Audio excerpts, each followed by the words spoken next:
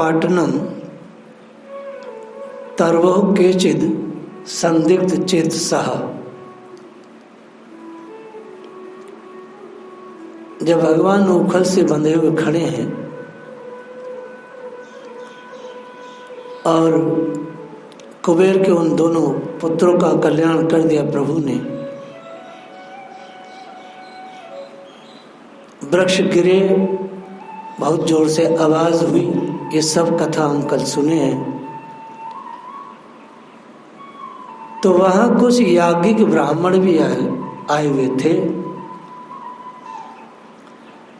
इन याज्ञिकों के मन में बात कुछ जची नहीं, वह बात समझ नहीं पाए कि यह बच्चा जो खुद बहुत छोटा है और ऊखल से अपने को नहीं खोल सक पा रहा है, तो इस बच्चे में ईश्वरता कहाँ हो सकती है और फिर ये कैसे इन दोनों वृक्षों को उखाड़ सकता है जब ये स्वयं अपने बंधन को नहीं खोल सकता है।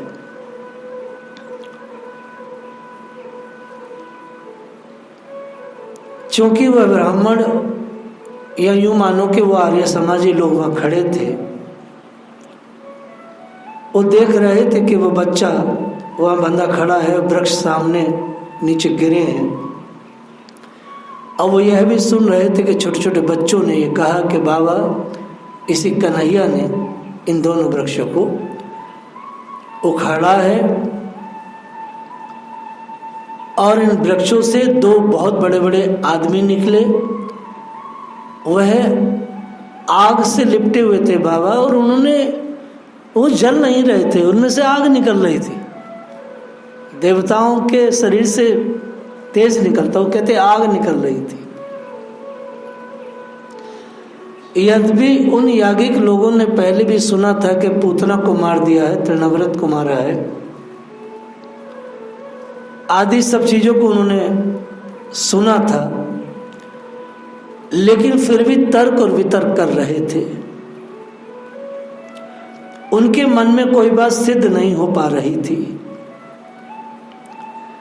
शास्त्र कहता है कि भगवान के विषय में कोई भी तर्क काम नहीं करता, और ये जितने भी तर्क शास्त्रीय हैं, इनका तर्क कभी ईश्वर से जुड़ता नहीं। इनके तर्क का तार कभी परमात्मा के श्री चरणों से नहीं जुड़ता, अर्थात वो तर्क का तार उन्हें खोज ही नहीं पाता।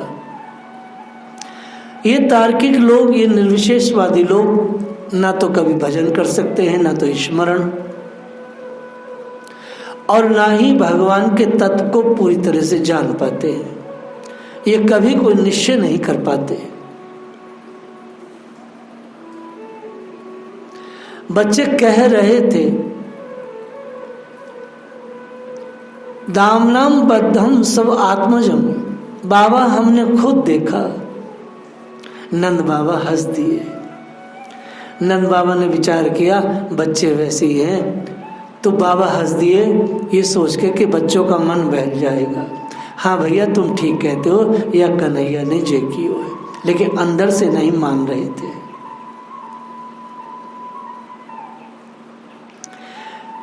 अब दूसरे दृश्य में हम लोग पहुंचते हैं, जो सबसे कारुणिक कथा है, जो प्रेम की कथा है। बच्चों की सब बात सुन ली। अब नंद बाबा भगवान श्री कृष्ण के पास पहुंचे, बच्चों से वार्ता करते करते। बाबा देख जे बैठो कन्हैया। नंद बाबा को बहुत ही विषाद हुआ, कहाँ उखल का बहार और कहाँ रस्सी, और कहाँ ही मेरा मासूम बच्चा कोमल कोमल नरम नरम रेशम सा, इसका पेट छोटा सा। नंद बाबा के नेत्र छल छल करने लगे, आंसू भर आए, पर सोचा कि अभी रोना सही नहीं है, समय अनुसार ही सब बात होनी चाहिए। यदि आंखों में आंसू आ गए तो बच्चे कहेंगे ए बाबा चो रो तू, तो को कहा है वो, क्योंकि बालक हंस रहे थे, बालक हर्ष में थे, आनंद में थे। मैं रोऊंगा तो कन्हैया के मन में वेदना होगी, और कहीं ब्रजेश्वरी को पता चला कि मैं रोया तो उसको भी दुख होगा, और जब उसको दुख होगा तो सारा नंद गांव नंद भवन शोक में मग्न हो जाएगा। ये रोना ठीक ना है। ब्रजेश्वर ने अपने भावों को छुपा लिया। सूर्य जी ऐसा पद गा रहे हैं,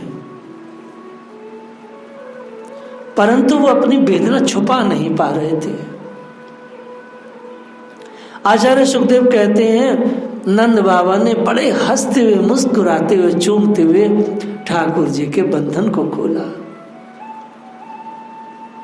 ओखल को खोलकर अलग कर दिया। कृष्ण में इतनी शक्ति नहीं कि प्रेम के बंधन को खोल सके।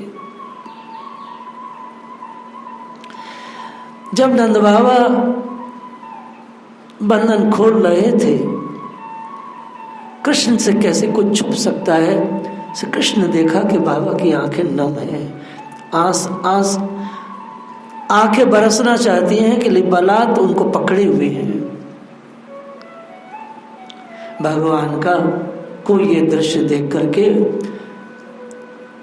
इतना करुणा भरी प्रभु के हृदय में भगवान रोने लगे, सुबकने लगे।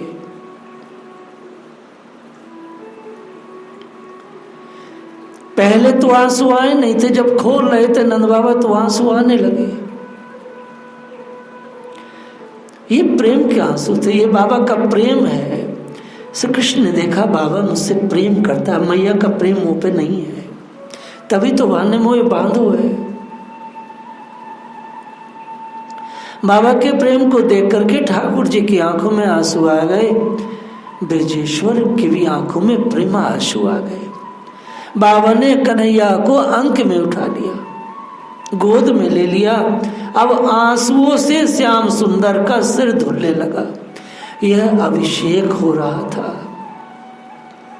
यह शब्द भाई हनुमान प्रसाद पोद्दार के हैं। ये प्रेम का अभिषेक था, ये चरणामृत, ये पंचामृत का अभिषेक ना था। पंचामृत का अभिषेक तो हमारे जैसे साधारण लोग करते हैं। ये प्रेमियों का जो अभिषेक है, ये तो आंसू अभिषेक था, ये तो प्रेम का अभिषेक था।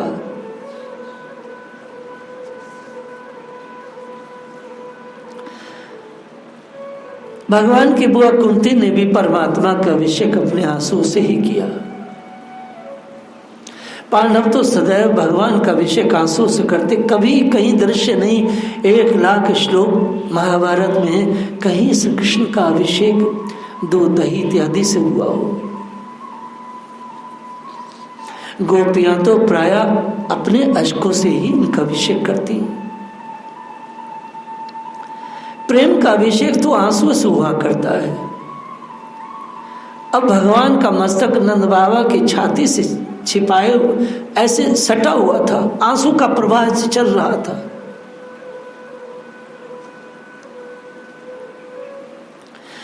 अब ये रो करके अपने दुख को मिटा रहे थे, बार बार जोर जोर से रो रहे थे नंद बाबा।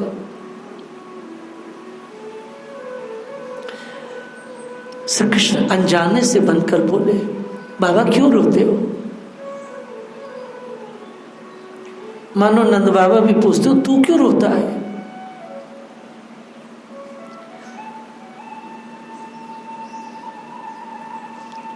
नंद बाबा ने एक बात पूछी, रोते हुए पूछी। गोपाल चंपू में बहुत सुंदर नाट्य है, बहुत दुर्लभ और दिव्य ग्रंथ है, हमारे आचार्यों की परम कृपा है हम सब पर।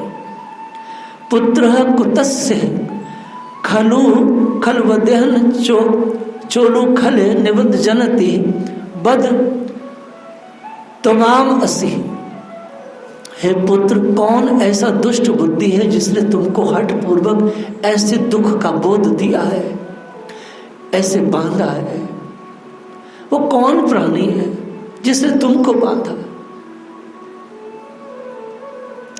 इतने प्रेम से नंद बाबा ने पूछा तो भगवान थोड़े से आंसू पूछ करके, अच्छा शास्त्र कहता है कि बच्चों का जो दुख होता है वो स्थायी नहीं होता, वो क्षणिक होता है। भगवान ने बड़े प्रेम से मुस्कुरा कर कहा, तात मातेव इति। मेरी माँ ने मुझे ये दुख दिया है। तात माते भी थी, बाबा मोह को मैया ने बांधा है। लेकिन ये बात भगवान ने, ठाकुर भगवान ने नंद बाबा के कान में कही। कान में इसने कही, कहीं मैया सुन डाले, मैया फिर खींचेगी। कान में कहा तो नंद बाबा ने बात बदल दी। नंद बाबा ने उस बात को जोर से नहीं कहा। नंद बाबा ने इसलिए जोर से नहीं कहा कि अगर मैं ये कहूँगा तो यशोदा ने तुझे दुख दिया तो उसको बहुत दुख होगा, क्योंकि यशोदा इसको दुख नहीं देना चाहती है, ये मुझे पता है। ब्रजरानी को बहुत दुख होगा, वेदना होगी। अब माँ यशोदा भी नंद बाबा के पास आ गई। नंद बाबा श्री कृष्ण को अपनी गोद में लिए हैं। श्री यशोदा नंद बाबा के सामने, श्री कृष्ण के सामने अपने मस्तक को नीचा रख करके, लज्जा के मारे सिर नीचा करके खड़ी है। बच्चे के दुख से अपने को दुखी मान रही है कि अगर नहीं बांधी थी तो ऐसा नहीं होता, मटके ही तो फूटे थे। संसार यही कहेगा नंदरानी ने थोड़े से बर्तनों के लिए, माखन के लिए कोमल से लाला को बांधा, मेरी बड़ी जगहसाई होगी। मैया को दुख है, मैया अपने दुख में पागल सी है, विक्षिप्त सी है। आनंद चंपू के रचयिता करता यही कहते हैं, वह विक्षिप्त सी घूम रही थी गोपी। कौन गोपी? जो कृष्ण की मां है। नंद बाबा ने विचार किया, यदि इस समय कुछ कहूंगा तो बहुत वेदना में डूब जाएगी। यशोदा के घाव पर जैसे नमक लग गया, यशोदा को बहुत धक्का लगेगा।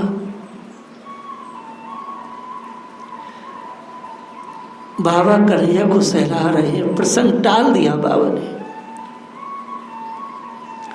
अब क्या किया बाबा ने? बाबा ठाकुर जी को लेकर के यमुना के पुलीन पर पहुंचे हैं। वेदों में वर्णन आता है, जब जब भी कुछ भी होता है किसी के परिवार में, कुछ अनिष्ट या कुछ श्रेष्ठ, तो सब स्वस्ति वाचन कराते हैं। बाबा ने ब्राह्मणों को बुलाया, स्वयं स्नान किया, अपने छोटे से लाला को भी यमुना की धार में स्नान कराया। ब्राह्मण स्वस्ति वाचन करें। गुरुजनों ने श्री कृष्ण को आशीर्वाद दिया। मुरारी सदा खुश रहे, जुग जुग जिए। आज नंदरानी की दशा बड़ी विचित्र है।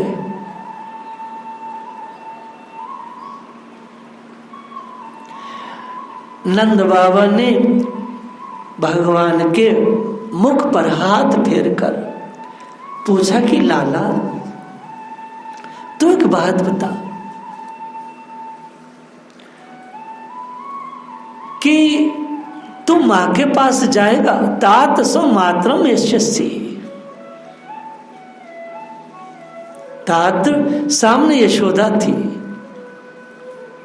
नंद बाबा ने प्रसंग बदला। लाला, जैसे पिता की गोद में बच्चा होता है तो पिता सोचता है कि मां के पास भी जाए। तात सब मात्रम यशस्वी। रूठे हुए श्री कृष्ण ने कहा, नहीं नहीं नहीं जाऊंगा, कभी नहीं जाऊंगा। नंद बाबा कहते हैं, तमेव समयान गमिष्यामि। मैं कभी नहीं जाऊंगा, कभी नहीं जाऊंगा। तो फिर किसके पास जाएगा? भगवान ने कहा, तमेव समयान गमिष्यामि। बाबा, मैं तुम्हारे पास ही रहकर अपना दिन काटूंगा, तुम्हारे पास रह के दिन काटूंगा। तमेव समयान गमिष्यामि। कितना सुंदर है ये सब। ये सब नाट्य लिखा है गोपाल चंपू में। मैं मैया के पास नहीं जाऊंगा। बूढ़ी बूढ़ी गोपियां पास थी, वे हंसकर बोली, स्तनम कस्य पश्यामि। तुम स्तन किसका पियोगे? तुम्हारा तो अभी छोटे से तुम बालक हो, तुम स्तन ही तुम्हारा व्यवसाय है, तुम किसका स्तन पियोगे? तब अनुरोष में दोनों गाल फुलाकर श्री कृष्ण कहते हैं, सीतासम विष्णु धरोष्णम पयो पश्यामी। नहीं चाहिए माँ का दूध, बाबा मिश्री पिला देंगे, धरोषण दूध दे देंगे, गैया से निकला गरम गरम मैं दूध पी लूंगा, लेकिन मैया का दूध मैं नहीं पीऊंगा। गोपियां जान रही हैं कुछ तो हुआ है। वृक्ष टूट गए तो टूट गई, मैया भी शांत हो गई। गोपियां को चिढ़ाती हुई बोलती हैं। गोपियों ने कहा, केन कृष्यासी, तुम खेलोगे किसके साथ? बाबा तो सब इधर उधर चले जाते काम में, तुम्हें तो माँ ही खिलाती है। छोटे माँ होती तो छोटे से बच्चे को खिलाती, बातें करती। केन कृष्यासी, तुम खेलोगे किसके साथ? मैया तो तुम्हें खिलाती है। छोटे से बाल गोविंद जो मात्र 3.5 वर्ष के हैं, अपनी दोनों भुजाएं बाबा के गले में डाल के भगवान कहते हैं, ताते नेव समम तथा भ्रातरम अपि संगम गमिष्यामि। मैं बाबा के साथ खेलूंगा, मैं अपने भैया दाऊ के साथ खेलूंगा। नंद बाबा के होठों पे बहुत तीखी मुस्कान आई। सब लोग जोर से हंसने लगे।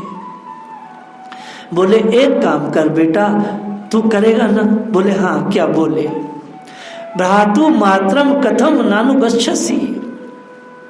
तू यदि नहीं चाहता है यशोदा के गोदी में जाना, तो अपने छोटे भाई की माँ की गोद में चला जा। ये छोटी माँ है तो छोटी माँ की, रोहिणी की गोद में चला जा। ये महादान सूर्य जी ने दिया है। भगवान ने बहुत ही आंखें तरेर के, छोटे से ठाकुर जी है, आंखें तरेर के कहते हैं, नहीं, बिल्कुल नहीं जाऊंगा। नंद बाबा ने कहा, क्यों?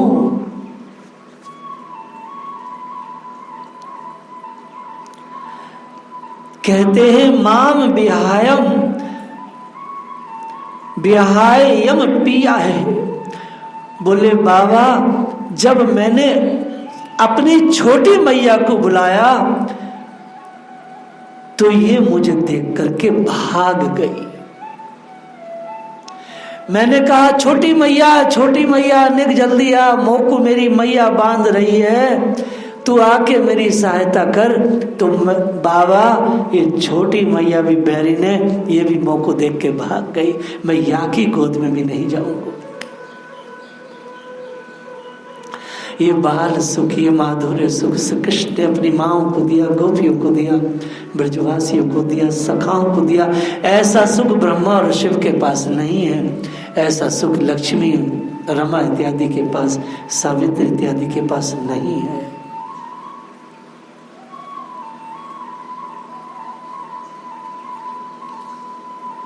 बाबा, इन्होंने मुझे बहुत दुख दिया।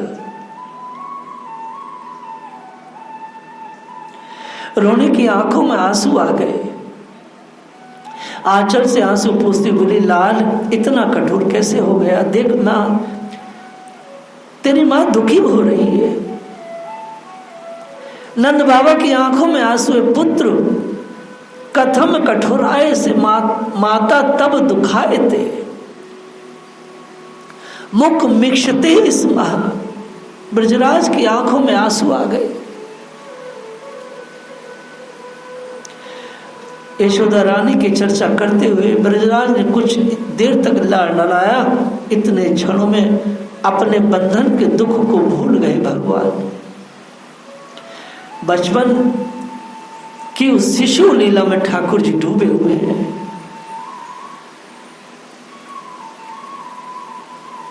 अब मैया का मानो वियोग असह्य हो गया।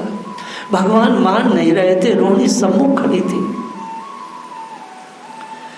लेकिन भगवान को जब इतना नंद बाबा ने मनाया, इतना नंद बाबा ने मनाया, तो प्रभु कुछ माने। तो ऐसे करके आंख बंद करे करे नंद बाबा की गोद से उतरे। सामने रोहिणी खड़ी थी। वह ये सोच करके कि ये यशोदा है, मैया के गोद में चढ़ गए। आँख खोलकर देखी ये तो रोहिणी है। तो रोहिणी से कहते हैं मैया कुत्रों में माता तत्र गम्यता इति संस्कम रोण्यम गतवान। मैया तुम को वहां ले चल जहां मेरी मैया बैठी है, मैं मैया के पास जाना चाहूंगा।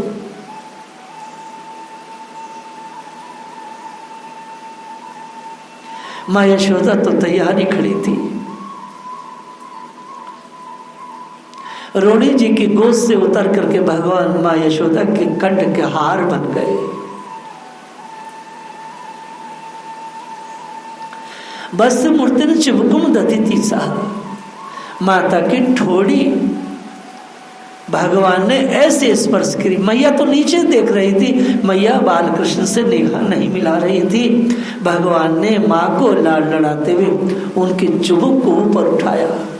बस मूर्ति ने चिबुक दती साहब, माँ बोल नहीं पा रही थी। जैसे गाय घों को करती है उस प्रकार से इसकी ध्वनि निकल रही थी, बोल नहीं सकती थी। माँ यशोदा की आंखें जलधारा बरसा रही थी, मानो माता का द्रवित हृदय आंसू बन करके बाहर बह रहा था। जितनी गोप सुंदरियां गोप रमणियां खड़ी थी सबके नेत्रों में आंसू थे, क्योंकि दामोदर और यशोदा का मिलन हुआ है।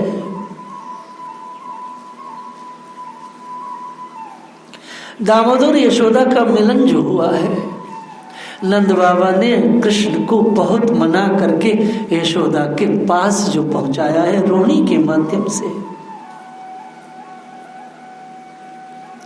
सारा नंद भवन प्रेम से भर गया। जो तार्किक लोग थे उनके तार कृष्ण से न जुड़ सके, जो प्रेमी लोग थे उनके तार से कृष्ण से जुड़ गए। ये दामोदर लीला, ये दामोदर लीला बड़ी अद्भुत है, बड़ी सुंदर है। इस लीला को गा गा कर सुन करके मनन करके चिंतन करके परमात्मा से तार जुड़ता है, तर्क से तार कभी जुड़ता नहीं।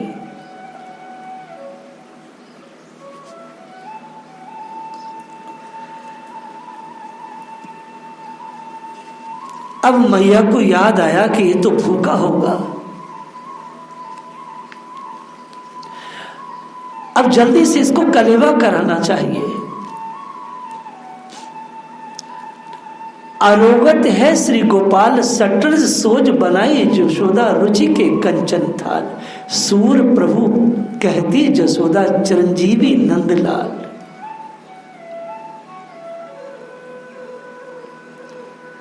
इस परम अद्भुत लीला में भगवान ने अपनी प्रेमा अधीनता का रहस्य बतलाया है कि मैं कितने प्रेम के अधीन हूं, परवश हूं।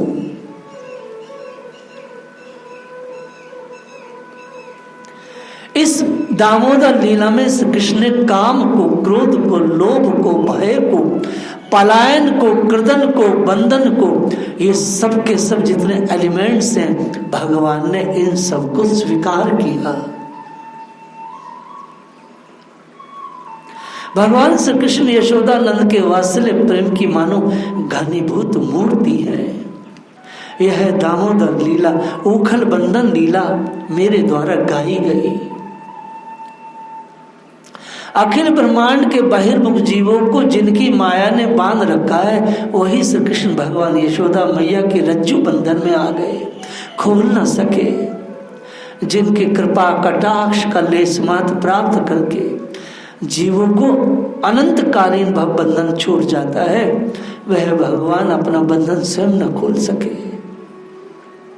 उस बंधन को नंद बाबा ने आकर अपना आप ऐसी सहजता से खोल दिया, क्योंकि बंधन भक्त का ही तो था। इस परम अद्भुत लीला का आप जितना गहराई से विचार करेंगे उतने गहराई से भगवान आपसे जुड़ते जाएंगे। जय श्री राधे।